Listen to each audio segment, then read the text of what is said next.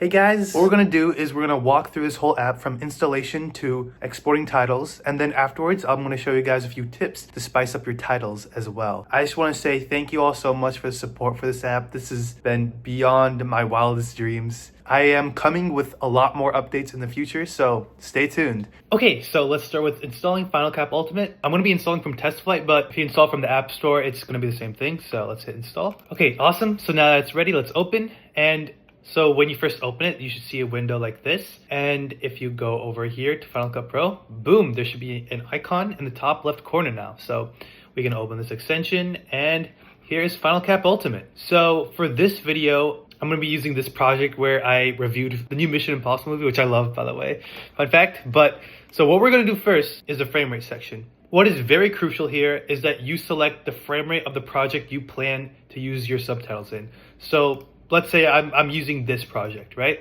So we click here, we move over here, we see it says it's 30 frames per second.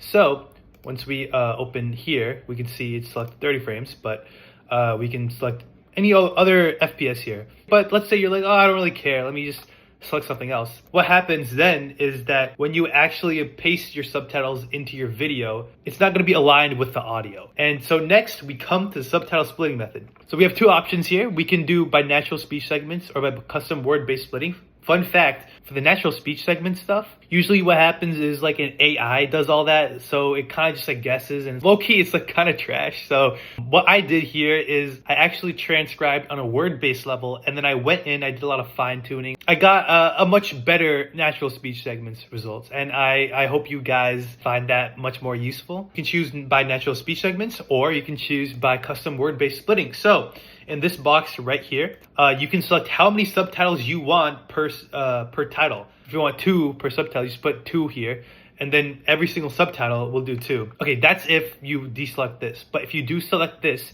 what this does, and I think this is an option you should just like leave on all the time. If the AI detects a comma or a period or a question mark, it cuts the title right where it is and starts a new title right after. So let's say you end a sentence by saying bye, right? And then you wait like 5 seconds and you say hi again. And the AI would detect that and it'll put like a period by the bye, right? What this does is it cuts the title there. So instead of having bye, hi in one title when, you know, there's a 5-second gap and really it should just be 2 titles, we have a much better subtitle flow. If you're doing 2 or more, just enable this option, just leave it enabled. But if you don't want to, again, it's your choice. This next option right here, merge subtitles under 3 words to previous, is also very nice. So again, what this does is, let's say you want to do 8 subtitles and you're enabling start new subtitle after punctuation, right? You have all these lengthy titles with 8 words, and then like maybe it breaks at a punctuation and it has like 5 or 6. But sometimes when you're breaking at the punctuation, right, there's like 9 words in a sentence, and it does the first 8, and then there's the last one. And then that's just like really awkward. What you can do right here is you merge those short subtitles into the previous subtitle. So then you don't have really those awkward standout titles where it's just like 1 or 2 words, right? So we can enable that. For shorts, I think the best options are just do 1. So I like to do 1, or you can do 2 and enable a new subtitle after punctuation. That's also very valid. So this next one is wrap subtitle text to new lines. So what this does is, let's say you have a very lengthy title and it's so long that it just runs off the screen. So what you can do here, set a character limit. So after that certain character limit, it'll take whatever's rest and put it under that first subtitle. And again, it'll just keep doing that until everything is under that character limit. So I put 27 here as a default because I find, especially for shorts, it's only vertical screen, but the text is like this long, right? What I've found out through my testing is 27 is a good character limit. For horizontal videos, I think it's 48 characters, looks very nice. But again, you choose your character limit, right? Now comes the line break style. So what you can do is you can wrap at the end of a word. So instead of a hard 27 character limit, whenever you're at the end of that character limit, it'll detect whether it's within a word or not. And if it's within a word, it's gonna go to the end of the word and then start a new line. Let's say like the character limit ends at the word happy, but like at HA, instead of having HA and then PPY at the start of the new line, what it does is it goes to the end of happy, the rest of whatever there is, at the end of that line. You can do that, or you can do wrap anywhere. Instead, when it ends at HA, it'll add a hyphen and then put PPY at the end of the new line. I think for my purposes, I don't need this enabled, but it's always there for you guys. Next, gap style between subtitles. A common thing I see when subtitles are kind of like generated through these AI softwares is that it leaves a lot of gaps in the titles. So, I mean, sometimes it makes sense, right? So let's say you're talking and then you leave a gap. So within that gap, the title should probably like cut off, right? And then a new title should start like 5 seconds later, right? But even when you're talking and then you leave such a minuscule gap, sometimes there's a lot of 1 frame or 2 frame gaps, which looks very, at least for my purposes, it's very unnatural. What I did here is I gave you the option to edit that all. Again, you can keep the original gaps as transcribed if you like that, or you can remove gaps shorter than. So you don't want titles with like 2 frame gaps in between each other, right? You can set it right here and you can like remove those type of gaps. But you can still keep those bigger gaps that are created because you like pause for 5 seconds. Or you can just remove all gaps, you know? It basically depends on what you need. Since I'm creating shorts and when I talk about my shorts, I tend to not leave any gaps. I just like to use remove all gaps. Now comes the language settings. So as you can see here, you can let the model auto detect, or you can go through and pick your language. So actually there's a lot of languages here you can pick from. A lot of the main languages are here: English, Spanish, Japanese, Chinese, German, Hindi, and a lot more. And so you just go through and pick your language. You can always let the model auto detect what language you're talking in, but I also gave this option where if maybe the model detected wrong or something, or you want to force the model to detect a certain way, you can choose the language you want the model to detect. And now if you are speaking another language, you can translate those subtitles straight to English. So I'm sure this is a very nice feature to have. You can probably reach a wider market like so.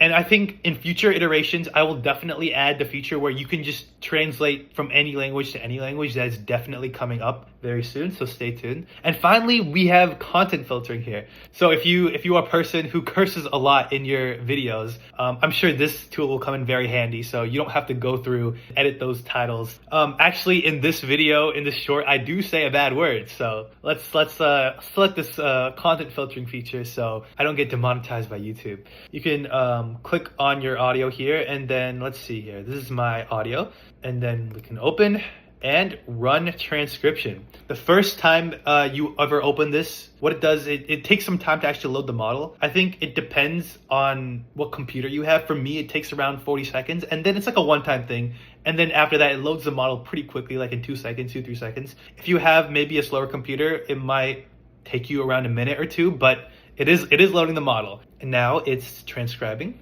and boom, okay. And as you can see here, it just automatically pops up. So you choose this and then hit choose, and if we go back to Final Cut Pro, boom, it's right here, FinalCap Ultimate. So basically we create a new directory here called FinalCap Ultimate, and all your titles will go in that directory. So as you can, oh wow, oh yeah, see, you can see here that the S word was filtered. So now you have all these default captions and you can edit them as you please. And let's say you're a beginner FCP and you're like, well, what do I do from here? I want my subtitles to have more pizzazz. What I like to do is I can select all, and if we go here, I basically have these different subtitles, so I can just click this and boom, right? It's all in here. Let's say I'm like, oh, how do you do that, right? What you can do here is you can actually select your own font. So let's say I like this Greek font, I don't know. Let's do size up. Let's maybe like add a glow, I'm not sure. Boom, red glow, radius very high. Okay, cool. And then what you can do is up here, you can just save all format appearances and attributes and say, okay, this is my subtitling font, right? And then hit save, and boom, right? You can just pick from here. You can just choose your font and your style, and then you can just select from here, and boom, these are all your captions, right? And also what I like to do is I like to give my subtitles a little pop. I do fish eye and I put it here, right? It looks terrible, right? But if you go here, we can do -2 and then hit this keyframe button. So once you hit the keyframe button, you can go forward 2 frames and then do 0, and it should automatically come up here. And wow, that's a nice pop. I want this pop to be in all subtitles. So what you can do is Command C, and then let's scroll back up and Command Shift V. And now a crucial mistake a lot of people do is they keep the stretch to fit. What it does, we did 2 frames, right? We went forward 2 frames and then keyframed it to go to 0. But if you did stretch to fit, those 2 frames would stretch proportionally to how long the title was. So we don't want that. So we're gonna switch from stretch to fit to maintain, and we're gonna keep the fisheye lens and then paste, right?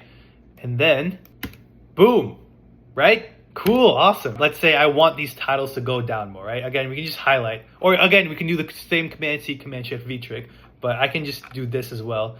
We can go down like this. But for the video I like my subtitles in the middle, so I'm just gonna leave it in the middle. So now all we have to do is we just Command C, and let's go to our thing and just start here. Command V. All right, let's see if it's working. Quick Mission Impossible Final Reckoning movie review. Awesome. Holy shit. With a bit of a slow burn start, the movie ramps up into the most insane second and third acts ever put to film. Acting is the end of the franchise. This movie is the Avengers Endgame of the Mission Impossible series. Pulling from loose ends. This is true. This is true. All the actors are on their A game here, and the last 40 minutes, no joke, had my hands shaking from the tension. Go watch this in theaters. Right, see? Boom. Look how accurate that was. That was awesome, right?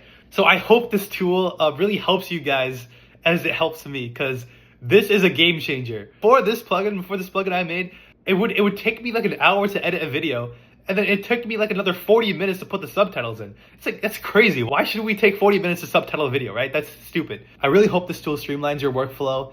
And yeah, any questions, comments, concerns, please put in the comments below. Or if even better, email me at detonatorweb@gmail.com. Thank you so much for watching, guys, and happy subtitling.